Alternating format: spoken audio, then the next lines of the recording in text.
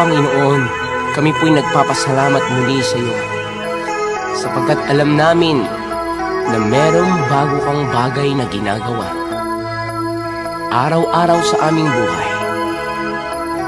Kaya lagi namin sasabihin, baguhin mo kami araw-araw.